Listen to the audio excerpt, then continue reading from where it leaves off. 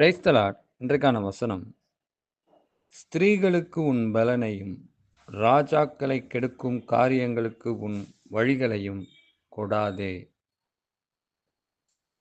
இந்த வசனம் ரொம்ப முக்கியமான வசனம். இன்னைக்கு வாலிப பிள்ளைகளுக்கு ரொம்ப முக்கியமான வசனம். இன்னொன்று, வாலிப பிள்ளைகள் மட்டுமல்ல, இது எல்லாருக்குமே, ஆண் பெண் இருபாலருக்குமே இது முக்கியமான வசனம். இதில் நாம் ஒன்று புரிந்து கொள்ளணும். நம்முடைய பலனை ஸ்திரீகளுக்கு கொடாதே அப்படின்னு இந்த வசனம் சொல்லுது. பலன் அப்படிங்கும்போது ஆண்மையை குறிக்குது, ஆவிக்குரிய வலிமையை குறிக்குது, பரிசுத்தத்தை குறிக்குது, இப்படி ஒவ்வொன்றாக குறிக்கிறது. இதை நாம் ஸ்திரீகளிடத்தில் இழந்து போகக்கூடாது அப்படின்னு இந்த வசனம் சுட்டி காண்பிக்குது. இன்னொன்று, இதே நீங்கள் அப்படியே ஆப்போசிட்டாகவும் புரிஞ்சுக்குங்க. ஸ்திரீகளுக்கு உங்கள் பலனை கொடாதே அப்படிங்கிறது போல புருஷர்களுக்கு உங்களுடைய பலனை கொடாதே. 2 பேருக்கும் இது பொருந்தும்.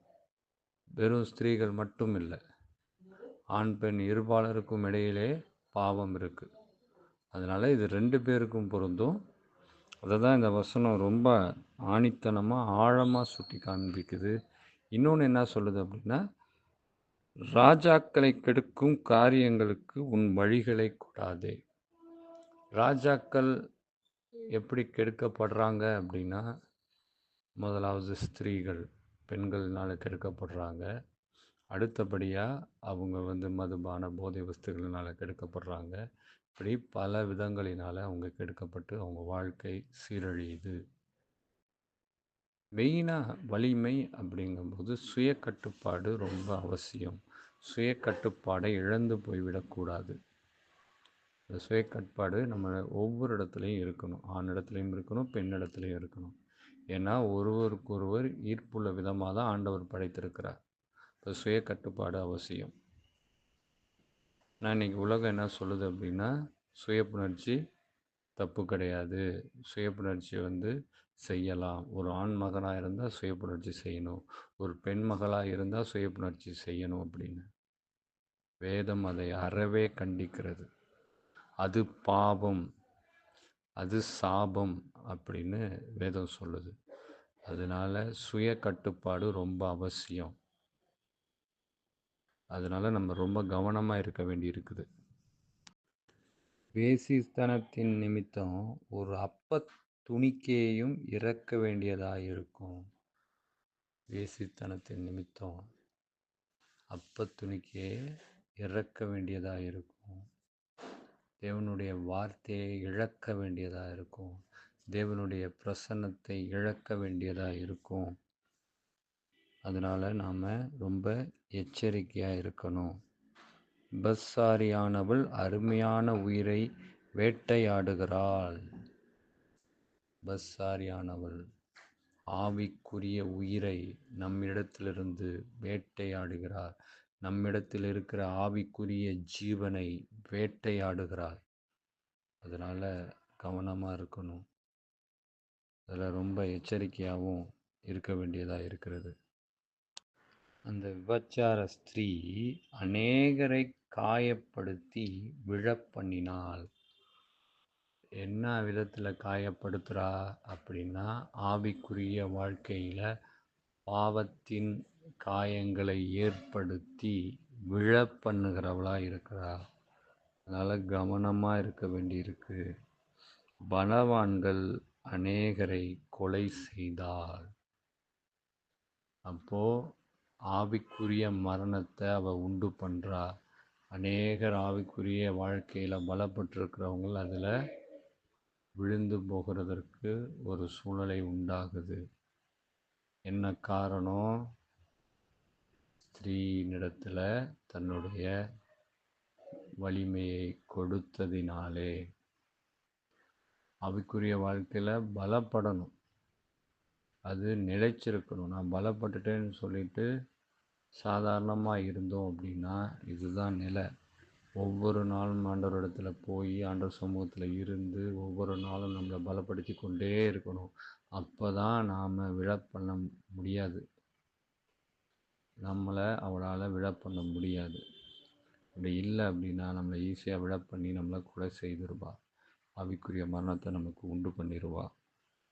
அடுத்தபடியாக அவள் வீடு பாதாளத்துக்கு போகும் வழி, அது நரகத்துக்கான வழி. அதனால் ரொம்ப கவனமாக இருக்கணும். அது மரண அறைகளுக்கு கொண்டு போய்விடும். மரண அறைகளுக்கு, நரகத்தின் வாசல்களுக்கு, நரகத்தின் அறைக்கு கொண்டு போய்விடும். அதனால் வாலிப பிள்ளைகளே, நீங்கள் ரொம்ப எச்சரிக்கையாக ரொம்ப கவனமாக இருக்கணும். பெண் பிள்ளையாக இருந்தாலும் சரி, ஆண் பிள்ளையாக இருந்தாலும் சரி, ரொம்ப ரொம்ப கவனமாக இருக்கணும். ஏன்னா இன்னைக்கு இந்த ஸ்திரீயை போன்று அநேக பாவங்கள் நம்மை சுற்றி வலம் வந்து கொண்டிருக்கிறது. அதில் நாம் எச்சரிக்கையாக இருந்தால் தான் நாம் இந்த பாதாளத்துக்கு போகாமல் காக்கப்பட முடியும். இல்லை அப்படிங்கும்போது உலகத்தில் பார்க்குற விஷயங்களை பார்த்து நம்ம வாழ்க்கையில் அதை இம்ப்ளிமெண்ட் பண்ணலான்னு பண்ணால் நாம் நம்முடைய ஆண்மையை இழந்து போவோம், பெண்மையை இழந்து போவோம், இன்னொன்று ஆவிக்குரிய வலிமையை இழந்து போவோம், பரிசுத்தத்தை இழந்து போவோம். எல்லாவற்றையும் இழந்து கடைசியில் ஆவிக்குரிய மரணம் தான் நமக்கு நிச்சயமாக கிடைக்கும். இது பெண்களுக்கும் உண்டு, ஆண்களுக்கும் உண்டு. வெறும் வாலிபர்களுக்கு மட்டுமல்ல, எல்லாருக்குமானது. அதனால தான் அந்த வசனம் ரொம்ப ஆணித்தனமாக இதை சொல்லி கொண்டு இருக்கிறது. நீங்கள் வேதத்திலே பார்த்தீங்கன்னா, தாவீது மிகப்பெரிய ஒரு ராஜா. ஆனால் அவன் வேறொருவனுடைய மனைவியை இச்சித்ததினால அவன் வாழ்க்கையில் பெரிய பிரச்சனைகளையும் போராட்டங்களையும் சந்திக்க வேண்டியிருந்தது. அதனால் நம்ம ரொம்ப ரொம்ப கவனமாக இருக்கணும். ஆனால் இன்றைக்கி உலகம் என்ன சொல்லுது? நீ யாரை வேணாலும் இச்சிக்கலாம், யாரை வேணாலும் எடுத்துக்கலாம், எப்படி வேணாலும் வாழலாம், என்ன வேணாலும் செய்யலாம். உனக்கு பலன் இருக்கா? நீ எத்தனை மனைவி வேணாலும் கல்யாணம் பண்ணிக்கோ. பலன் இருக்கா? எத்தனை கணவனை வேணாலும் கல்யாணம் பண்ணிக்கோ. உன்னாட வாழ முடியுமா? எப்படி வேணாலும் வாழு அப்படின்னு இன்னைக்கு சொல்லி கொடுத்துட்ருக்கு. ஆனால் வேதம் சொல்லுது, ஸ்திரீயின் இடத்துல ஜாக்கிரதையாக இருங்க, எச்சரிக்கையாக இருங்க. புருஷர்களிடத்துலையும் ஜாக்கிரதையாக இருங்க, எச்சரிக்கையாக இருங்க. ஏன்னா 2 பேருமே ஒருவருக்கொருவர் ஈர்ப்புள்ளவர்களாக தான் ஆண்டவர் படைத்திருக்கிறார். காதுள்ளவர்கள் கேட்க கடவர்கள். ஆமென்.